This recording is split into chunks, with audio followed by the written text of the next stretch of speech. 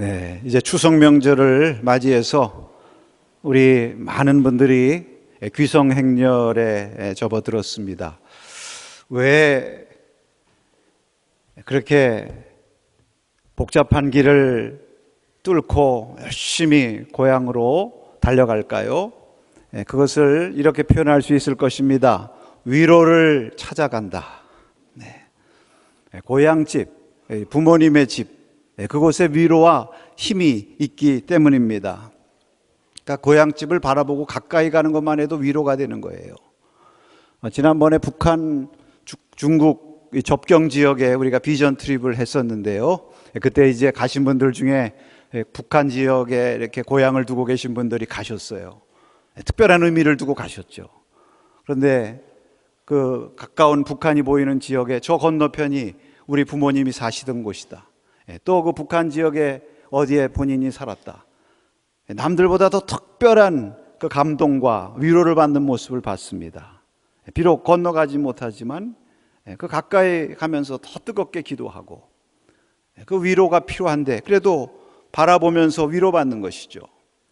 작년에 우리 교회에서 이제 성지순례, 국내 성지순례 할 때 교동으로 가지 않았습니까? 근데 이제 교동에 가면 그 철책선 근처에 망향대라고 하는 곳이 있습니다. 우리가 그곳에 가서 저 북한, 그곳이 이제 북한을 가장 가까이서 볼 수 있는 그러한 지역이라고 합니다. 직선거리로 한 3km 정도 이렇게 된다는데 거기 가서 우리가 같이 기도도 하고 그랬는데요. 바로 그 강 건너 거기가 이제 황해도 연백 땅인데 그곳에 고향을 둔 살던 분들이 한국 전쟁 때 잠시 피난 온 거죠. 다시 돌아가려고. 근데 돌아가지 못하고 그냥 바라보기만 할 뿐인 그러한 처지에서 그곳에 이제 망향대를 세우고 고향을 바라보면서 그래도 그것을 통해서라도 위로받기를 원하기 때문에 아마 이제 이번에 우리 추석 명절 때 또 많은 분들이 그 시장민들이 그곳에 가서 또 북한을 바라보겠죠. 가지는 못하지만 그래도 바라보면서 위로를 받기 때문에 그곳에 가는 거 아니겠습니까? 하나님께서 이 분단된 이 아픈 민족 하나님께서 좀 위로하셔서 속히 뭐 지난주에 남북 정상회담도 있었습니다만 하여튼 이런 것들이 진짜 우리 민족의 평화 화해를 위해서 한반도가 정말 평화로운 데가 그런 땅이 될 수 있도록 하나님께서 이 민족을 위로하시고 그래서 그 실향민들도 속히 고향 땅에 갈 수 있는 그런 날이 올 수 있도록 우리가 더 기도하고 하나님 앞에 매달려야 될 줄로 믿습니다. 오늘 참 갈 길도 많으신데 그래도 주님의 은혜를 사모하고 주 앞에 나오신 그러한 성도님들 왜 이 자리에 나오셨습니까? 주님의 위로를 사모하며 나오신 줄로 믿습니다. 여러분들에게 오늘 하나님의 위로가 함께 하시기를 축복합니다. 오늘 위로에 대한 말씀입니다. 성경에 위로에 관한 대표적인 말씀이 오늘 고린도후서 1장 3절에서 7절까지의 말씀입니다. 이 짧은 본문이지만 여기 위로라는 말이 10번이 나옵니다. 이것은 지금 사도 바울께서 고린도 교회 성도들에게 주시는 그러한 위로의 편지입니다. 오늘 여기 찬송하리로다. 우리가 하나님을 찬송하는 백성들인데 하나님을 찬송할 이유가 어디에 있느냐? 4절 말씀에 그 이유를 말씀하고 있습니다. 4절, 5절 말씀인데 한번 같이 읽어보시죠. 우리의 모든 환난 중에서 우리를 위로하사 우리로 하여금 하나님께 받는 위로로서 모든 환난 중에 있는 자들을 능히 위로하게 하시는 이시로다. 아멘. 네. 왜 우리가 하나님을 찬송해야 되느냐? 하나님은 모든 위로의 하나님이시기 때문에. 할렐루야. 네, 오늘 이 모든 위로의 하나님을 우리가 찬송하기 위해서 이 자리에 모였습니다. 오늘 이 말씀을 통해서 우리 성도들의 위로에 대한 세 가지 중요한 말씀을 우리가 이 말씀을 통해서 깨달을 수가 있습니다. 그 첫째로는 우리 모두가 다 위로가 필요한 자들이다 하는 것을 말씀하고 있어요. 다시 말하면 하나님께서 우리 모두가 다 위로가 필요함을 알고 계시다. 여기 이 4절 말씀이 어떻게 시작하느냐 하면 우리의 모든 환난 중에서 이렇게 시작하죠. 여러분, 우리가 모든 환난 가운데 있다. 지금 모든 괴로움과 슬픔과 환난 가운데서 살아가고 있다. 그런 말씀입니다. 환난 가운데서 살아가니 무엇이 필요하겠습니까? 위로가 필요하죠. 시편 기자도 우리 인생이 70이요 강건하면 80이라도 그 연수의 자랑은 수고와 슬픔뿐이다. 수고와 슬픔뿐인 인생에게 가장 필요한 것이 무엇이겠습니까? 그게 위로가 아니겠습니까? 더구나 우리가 사는 지금 이 세상이 점점 어려워지고 힘들고 또 각박해져 갑니다. 사람들이 점점 이기적이고 계산적이 되고 무정하다, 성경에 무정하다 그랬습니다. 그러니까 많은 사람들이 살지만 참 어떤 때는 외로울 때도 많고요. 그래서 내가 외로울 때 누가 나를 위로해 주지? 뭐 이런 갑자기 무슨 노래 가사가 생각이 나는 거예요. 여러분 그런 마음. 요즘은요 어른만 위로받는 게 아니에요. 아이들이 더 위로받아야 돼요. 우리 아이들이 얼마나 힘들게 사는지 한편으로 참 안타깝기도 해요. 우리 자녀들 많이 위로하고 축복해 줘야 될 줄로 믿습니다. 목사님이 이미 넘치게 하고 있습니다. 그렇게 말씀하시는 분들도 있어요. 그래도요 위로해 줘야 돼요. 네, 참 왜? 다 위로가 필요하기 때문에. 이 위로가 필요한 사람이 위로를 받지 못하면 병드는 겁니다. 성경에 그런 말씀이 있어요. 에레미야 선지자가 탄식하면서 슬프다 나의 근심이 어떻게 위로를 받을 수 있을까? 내 마음이 병들었도다. 참 위로가 필요한 시대라는 것을 이렇게 지금 보여주는 그 이야기를 들었는데, 우리 서울시에서 운행하는 그 버스 가운데 속마음 버스라는 게 있대요. 네, 여의도에서 출발한다고 합니다. 근데 이게 2014년에 생겼는데 3년 동안 이 버스에 탄 사람이 5,637명이었다고 그래요. 근데 이제 버스에 이렇게 둘씩 해서 두 팀만 타게 돼 있다고 그래서. 그래서 미리 신청을 해가지고 또 당첨이 돼야 된다네요. 그 왜 이렇게 많은 사람들이 꾸준히 이 버스를 이용할까? 거기 소개하면서 마음의 치유를 찾아 떠나는 여행. 1시간 동안 그 안에서 속마음을 얘기하는 거죠. 평소에 자기 속마음을 털어놓지 못했고 또 무슨 오해가 있었다든지 이런 뭐 예를 들면 뭐 부자 간에 부모 자식 간이라든지 또는 뭐 동료나 뭐 연인들도 가끔 그거 이용하고, 또 어떤 사람들이 혼자 타면 거기 공감자라는 사람이 같이 타서 그 공감자한테 자기 속마음을 털어놓기도 하고, 이제 그렇게 해서 이 오해와 갈등도 풀고 속 얘기하면서 이게 위로를 받는다는 거죠. 위로받고 싶어서. 근데 이제 거기 그 버스 창에 붙여놓은 글귀가 더 눈에 띕니다. 뭐라고 써놨느냐 하면 누구에게나 엄마가 필요하다. 누구에게나 엄마가 필요해. 엄마들한테도 엄마가 필요하고 아이들한테도 엄마가 필요하고. 그 엄마라는 말이 무엇일까요? 저는 이렇게 읽었습니다. 누구에게나 위로가 필요하다. 엄마가 위로자잖아요. 그만큼 위로가 필요하죠. 우리 성도들은요 더 많은 위로가 필요하다고 생각합니다. 저는. 왜? 오늘 사도 바울께서 말씀하셨잖아요. 그리스도의 고난이 우리에게 넘치는도다. 인생을 살아가는 짐 때문에도 위로가 필요한데, 거기다 우리가 그리스도를 믿고 그리스도와 연합되다 보니까 우리가 받는 것도 많지만요 또 수고하는 것도 많잖아요. 그리스도께서 받은 고난을 우리도 받아요. 세상이 너를 미워하는 거 이상하게 생각하지 말아라. 내가 세상이 나를 미워한 것처럼 너도 미워한다. 우리가 예수님 믿는 것 때문에 또 남다른 수고도 해야 되고 또 헌신도 희생도 많이 해야 되고요. 또 믿지 않는 세상으로부터 우리가 때로는 조롱과 핍박도 받기도 하고. 그러니까 사실 얼마나 또 더 우리 믿는 성도들이 위로가 필요하겠습니까? 오늘 사도 바울께서 말씀하세요. 모든 환난 중에서. 지금 사도 바울이 모든 환난 가운데 있습니다. 그 모든 환난 가운데 있는 사도 바울이 모든 환난 가운데 있는 성도들에게 위로의 말씀을 주고 있는 거예요. 지금도 그렇지만 당시에 얼마나 이방 세계에서 신앙생활하는 것이 어렵습니까? 사도 바울이 복음 전하면서 얼마나 많은 어려움을 겪었어요. 또 고린도 성도들은 또 얼마나 신앙생활하는데 많은 어려움이 있었겠습니까? 박해도 많이 받고. 근데 뭐 그런 외적인 어려움만이 아니잖아요. 내적인 어려움, 여러분 고린도 교회 그 문제 우리가 아시잖아요. 그 고린도 교회 그 여러 가지 파당이라든지 또 거기서 생겨난 여러 가지 불미스러운 문제들, 또 거짓 선지자들이 들어가서 막 성도들을 미혹하면서 또 사도 바울을 막 공격해요.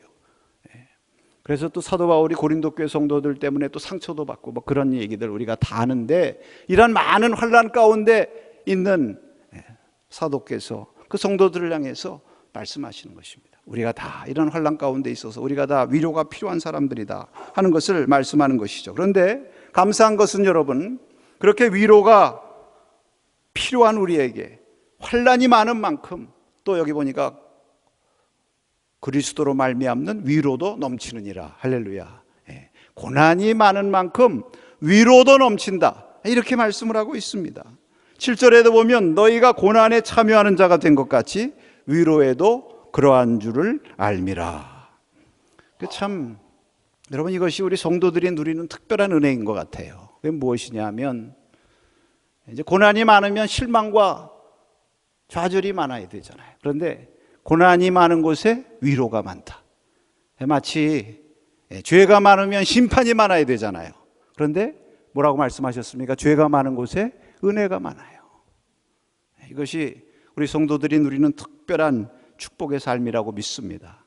오늘 여기 본문에 보면 그냥 단순히 수적으로 이렇게 계산해 보니까 환난이라 고난이란 말이 6번 나오고 위로라는 말은 몇 번 나온다고요? 10번. 10번. 벌써 수적으로 위로가 고난을 덮고 있어요. 사도 바울께서 이렇게 말씀을 하시면서 아마 그렇게 말씀하고 싶어 하시는 거예요. 오늘 말씀을 통해서 주님께서 저와 여러분에게 그렇게 말씀하기를 원하시는 것 같아요. 너희가 한 번 고난 가운데 있을 때에, 한 번 어려움 당할 때에 위로는 2번 온다. 아멘이십니까? 네, 여러분, 우리가 이러한 믿음을 갖고, 그래서 우리가 어떤 환난 가운데 있어도 우리가 낙심하지 말고 다시 소망을 가져야 되는 줄로 믿습니다. 네. 누가 불쌍한 사람이냐?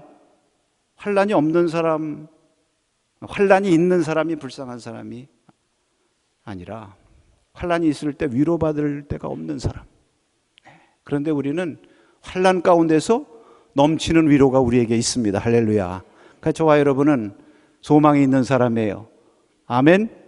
네, 오늘 이 소망을 다시 붙드시기를 바랍니다. 그럼 이 위로가 어디서 오느냐? 2번째로 따라하십시다. 참된 위로는 하나님께로부터 온다. 여러분, 그것이 모든 위로의 하나님이란 말의 뜻이에요. 그러니까 모든 위로의 하나님이란 말은 어디에 대응하는 것이냐면 모든 환난에 대응하는 거예요. 그러니까 모든 환난은 모든 위로로만 커버가 되는 거예요. 치료가 되는 거예요. 그런데 사람도 위로할 수 있어요. 세상에서도 위로할 수 있어요. 그런데 세상의 위로나 사람의 위로는 일시적이고 부분적입니다. 우리의 어느 한 부분은 위로할지 모르지만 모든 환난을 위로할 수가 없어요. 오직 모든 위로의 하나님만이 우리에게 온전한 위로를 주시고 우리의 가진 모든 마음의 짐과 또 우리의 모든 환난을 다 아시고 그것을 위로하시는 하나님이신 줄로 믿습니다. 우리가 참 그런 거 경험하잖아요. 우리가 누구를 위로한다고 그랬는데 나는 위로하고 싶어서 한마디 했는데 그게 그 사람한테는 또 부담이 되고 상처가 되고 할 때 우리가 한계를 느껴요. 이게 다 내가 부족하구나. 우리 인간이 다 부족하구나. 그럴 때 낙심하는 것이 아니라 그래서 우리는 따라하십시다. 그래서 하나님의 위로가 필요하다. 그러니까 우리가 위로하는 방법 다른 거 없어요. 뭐 잘 됐어. 하나님이 다 고난 가운데 또 복을 주시기 위해서 그런 거야. 뭐 이런 사람의 말로 하지 말고 그저 하나님의 위로가 함께 하시기 바랍니다. 이렇게만 위로하면 되죠. 우리 옆에 계신 분들하고 한번 위로해 보세요. 하나님의 위로가 함께 하시기 바랍니다. 우리가 할 수 있는 말, 하나님의 위로가 함께 하는 거예요, 여러분. 그래서 우리가 하나님의 위로를 받기 위해서 하나님 앞에 나오는 것, 이것이 참된 위로를 받는 길인 줄로 믿습니다. 그러니까 하나님께서 우리를 모든 위로로 위로하시는데 하나님의 위로는 참 풍성해요. 모든 위로의 방편으로. 그럼 어떻게 우리를 위로하십니까? 여러분, 예수님이 하나님의 위로의 가장 첫 번째인 줄로 믿습니다. 예수님 우리에게 보내주신 것이 하나님의 모든 위로의 가장 첫 번째 행동이세요. 왜 그렇습니까? 예수님이 우리와 함께 하시는 하나님, 임마누엘 하나님 아니에요. 위로라는 말이 파라클레오라는 말인데 곁으로 다가간다, 이런 뜻이거든요. 하나님이 우리 곁으로 다가오셨어요. 그분이 누구십니까? 임마누엘이신 예수님인 줄로 믿습니다. 그래서 우리가 예수님 바라보면 위로를 받는 거예요. 예수님의 삶 전체가 위로예요. 저는 그렇게 성경을 볼 때마다 하나님께서 왜 예수님이 마구간에서 태어나게 하셨을까? 왜 예수님이 마구간에서 나셨을까? 그럼 비천한 사람들이 그거 보면 위로가 될 것 같아. 여관방에 있을 곳이 없어가지고 마국간에서 태어나셨는데 세상에서 이렇게 따돌림 받은 사람이 예수님 보고 위로받을 것 같아요. 예수님이 한 번은 애굽으로 또 피난 가셨잖아요. 글쎄 이런 얘기 요새 해도 되는 건지 모르겠는데 난민들이 위로받을 것 같아. 예수님도 한때 난민이셨구나. 예수님이요 한 번은 공중에 새는 둥지가 있고 여우도 굴이 있는데 인자는 머리 둘 곳도 없다. 저는 위로받습니다. 왜? 제가 집이 없거든요. 예수님도 집이 없으셨죠. 다 그렇게 하나님 위로하시는 것 같아요. 그 위로를 받기를 시작하면 한도 끝도 없어요. 예수님이 가룟 유다한테 배반당했잖아요. 사랑하는 제자한테. 그 왜 배반당하셨을까? 뭐 꼭 그렇게 하려고 그러신 건 아니지만 어쨌든 배반당하심으로 우리도 때로는 믿었던 사람들한테 배반도 당하고요. 때로는 속임을 받기도 하고 그런데 예수님도 당하셨는데 그러면 위로가 되잖아요. 여러분 가장 우리에게 큰 위로가 무엇입니까? 예수님의 십자가입니다. 믿습니까? 왜 우리가 주님의 십자가 바라보면 왜 우리가 위로받습니까? 물론 여기서 그 어떤 것도 우리를 하나님으로부터 끊을 수 없는 그 하나님의 놀라운 사랑을 우리가 여기서 찾고 발견하니까 그것이 우리에게 힘과 위로가 되지만 또 우리가 많은 어려움 가운데 있을 때에 예수님도 십자가 지셨는데 나도 내 십자가 져야지. 그러면 위로가 되는 거예요. 말씀을 통해서 또 우리에게 얼마나 위로하십니까? 주님의 모든 위로가 주님의 말씀을 통해서 오시잖아요. 시편 119편 50절에 보니까 이 말씀은 나의 고난 중의 위로라 주의 말씀이 나를 살리셨기 때문입니다. 그래서 우리가 참 하나님의 말씀, 그래서 저는 답답할 때마다 늘 암송하는 말씀, 여러분도 그렇지만 우리 한국 사람 성도들이 제일 좋아하는 말씀 가운데 하나, 하나님을 사랑하는 자 모든 것이 합력하여 선하게 이루신다. 할렐루야. 하나님께서 선하게 이루실 것이라 믿고 붙들면요 좀 당장 좀 답답하게 일이 진행되는 것 같아도 걱정이 안 돼요. 수고하고 무거운 짐진 자들아 다 내게로, 이런 말씀 들으면 위로되잖아요. 한번 어떤 성도님이 직장에서 큰 어려움이 있어가지고 너무 답답하고 견딜 수가 없어가지고 예배 시간에 직장 예배가 있어가지고 가서 말씀을 듣는데 여호수아 1장에 여호수아에게 주셨던 말씀, 두려워하지 말라, 담대하라, 내가 너와 함께하고 내 평생에 너를 대적할 자가 없으리라, 너를 떠나지 아니하리라 하는 말씀을 가지고 말씀을 주어서 은혜를 많이 받았어요. 근데 이제 퇴근하고 집에 가는데 또 라디오를 틀었더니 라디오에서 똑같은 그 말씀이 또 나오는 거야. 야, 신기하다. 하나님께서 오늘 이 말씀을 자꾸 들려주시네. 근데 주일날 교회 갔는데 교회 가서 말씀을 듣는데 목사님이 또 똑같은 말씀 가지고 설교하시는 거예요. 갑자기 소름이 쫙 끼치더니 눈물이 쏟아지더래요. 하나님이 나를 말씀으로 위로하시는구나. 그래서 힘을 얻고 문제 해결받았다는 그런 얘기 들은 적이 있어요, 여러분. 말씀을 통해서 만져주시고요. 자꾸 동일한 말씀 나한테 주시고 말씀 깨닫게 하시면 따라하십시다. 주님이 말씀으로 나를 위로하시네. 이렇게 고백하시기 바랍니다. 네. 주님의 교회와 성도들을 통해서도 위로하세요. 이사야 66장 13절에 보니까 어머니가 자식을 위로함 같이 내가 너희를 위로할 것인즉 너희가 예루살렘에서 위로를 받으리니. 예루살렘에서 위로받는다고 그랬어요. 믿습니까? 예루살렘 성전, 하나님이 계시는 곳, 주님의 교회에서 주님께서 저와 여러분 위로하시는 줄로 믿습니다. 그래서 우리가 오늘 예배를 드리면서도 위로받고요, 또 성도님들 보면서도 위로받아요. 저는 지금 이렇게 여러분들 한 사람 한 사람 이렇게 보면서 위로받고 있어요. 지금 우리 성도님들을 통해서. 아무개 집사님, 권사님 오늘 오셨구나. 얼마나 위로가 되는지. 오랫동안 아파서 못 나오셨던 분들 다시 회복돼서 나오면은요, 그게 위로가 돼요. 저는 주로 제가 목회자니까 어디 접촉하는 사람이 없잖아요. 우리 성도님들 외에는. 그러니까 주로 성도님들 통해서 위로받아요. 물론 가끔 상처받을 수도 있지만 상처 안 받으려고 노력하고 있습니다. 어느 분이 아프다고 그래가지고 전화로 기도를 해드렸어요. 그랬더니 얼마 있다가 연락 왔어요. 목사님 기도해 주셔서 저 다 낫다고.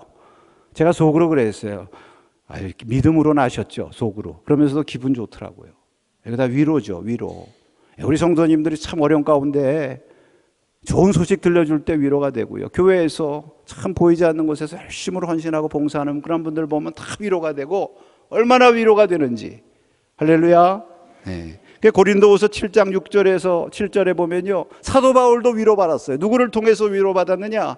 디도를 통해서, 또 고린도 교회 성도들을 통해서 위로받았다고 이렇게 성경에 기록하고 있어요. 그러나 낙심한 자들을 위로하시는 하나님이 디도가 오므로 우리를 위로하셨으니 그가 온 것뿐 아니요 오직 그가 너희에게서 받은 그 위로로 위로하고 너희의 사모함과 애통함과 나를 위하여 열심히 있는 것을 우리에게 보고함으로 나를 더욱 기쁘게 하였느니라. 오랜만에 고린도에 갔던 디도가 다시 와서 반가워서 위로받고, 또 디도가 좋은 소식을 전해왔어요. 그렇게 고린도 교회를 위해서 염려하고 편지도 쓰고 교회 문제를 해결해 달라고 기도도 하고 그랬는데, 사도 바울의 이런 권면을 듣고 성도들이 다 회개하고 다시 돌이키고 교회가 다시 다 하나 되고 다시 은혜 받고 사도 바울을 위해서 기도하고 하는 이러한 소식을 들으니까 너무 위로가 되는 거예요. 그러니까 우리가 하나님께서 모든 위로로 우리를 위로하실 때 서로 성도 간의 아름다운 사랑과 교제를 통해서 위로하시는 거예요. 얼마나 귀해요. 왜? 나를 위로하게 하시는 하나님의 귀한 방편이니까. 그 옆에 계신 분들하고 한번 또 인사하십시다. 성도님을 통해서 하나님이 나 위로하십니다. 진짜시죠? 진짜? 네, 아멘이십니까? 네.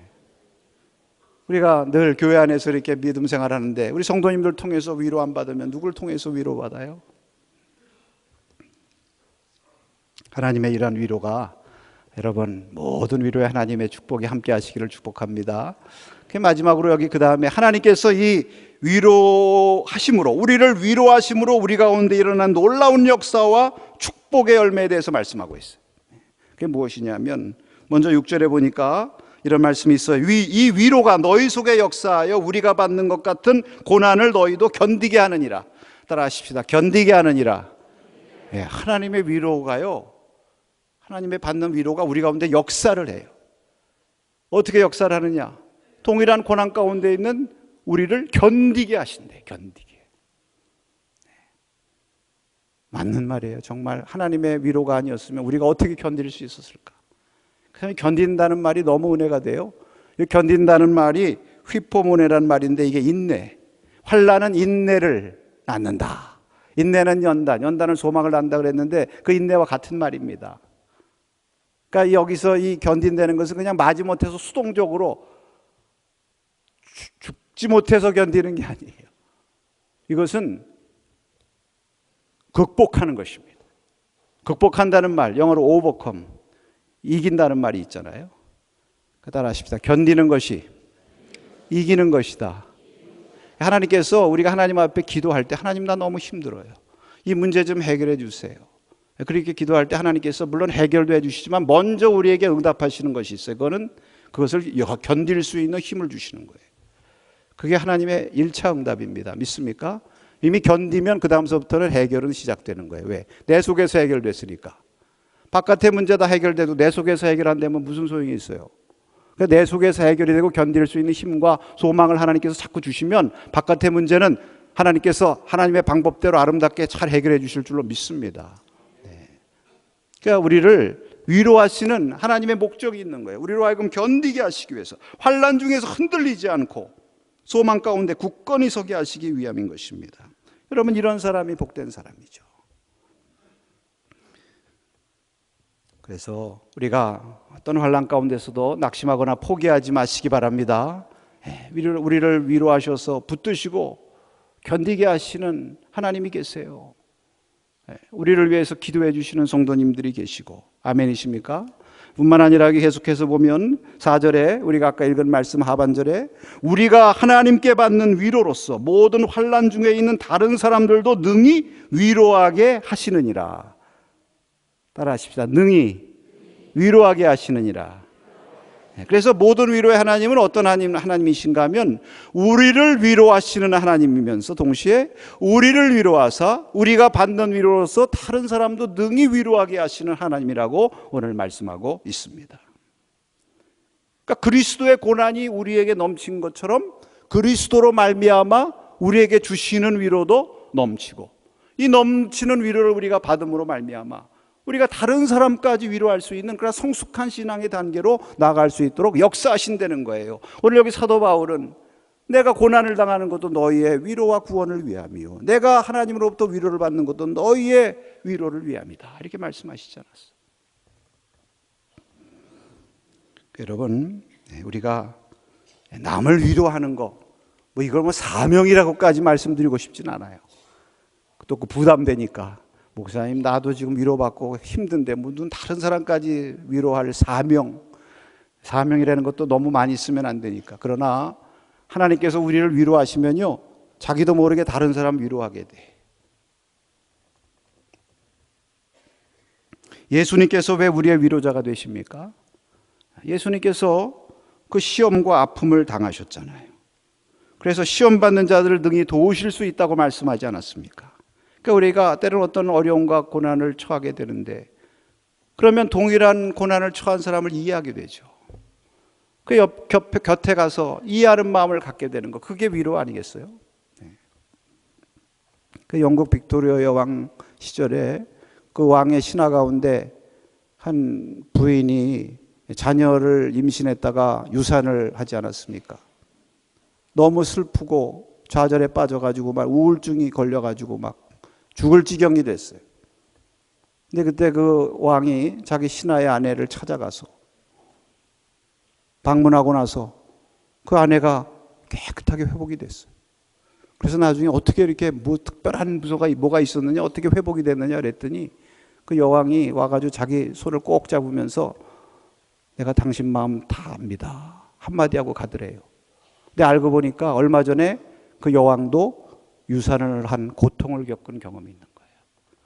그 고통을 겪고서 내 마음을 알고 나한테 와서 손잡아줬구나, 그 생각을 하니까 다 고통이 다 사라지더래요.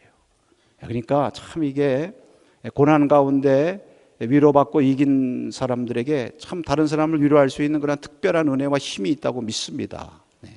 그러니까 우리가 하나님 앞에서 해야 될 일들, 하나님의 자녀로서 무엇이 중요할까요? 여러 가지가 있겠지만 우리 예수님께서 위로자로 이 땅에 오시지 않았습니까? 그가 찔림은 우리의 허물을 인합니다. 그가 상함은 우리의 죄악됨을 인함이고, 다 우리를 위로하기 위해서 오셨는데 우리가 이제 그러한 주님의 위로자의 모습, 우리가 위로를 받았으니까. 그게 어떤 테레사 수녀에 관한 이런 일화인데요. 스스로 성공했다고 자부하던 한 정치인이 빈민가의 테레사 수녀에게 이런 질문을 했다고 합니다. 당신이 하는 일이 하도 세상에 알려지고 많은 사람들이 칭송을 하는데 때로는 별다른 성공을 보이지 않고 일에 진척이 없는 것 같아서 좌절하거나 실망한 적도 있을 텐데 어떻습니까? 이렇게 질문했다는 거죠. 그러니까 테레사 수녀가 이렇게 대답했답니다. 천만에요, 전 실망하거나 좌절한 적이 없습니다. 왜냐하면 하나님은 제게 성공의 인물을 주신 것이 아니라 사랑의 인물을 주셨기 때문입니다. 우리가 인생 살아가는데 제일 힘든 게 말입니다. 저도 마찬가지. 성공에 대한 압박감. 목회자의 제일 큰 어려움이 뭔지 아십니까? 교회가 정체되면 어려운 거예요. 우리 성도들이 나와야 되는데 어느 날 나와 있지 않으면 그게 힘든 거예요. 그러니까 여러분, 저를 위해서도 불쌍히 여기시고 주일날 열심히 교회 좀 나오시기 바랍니다.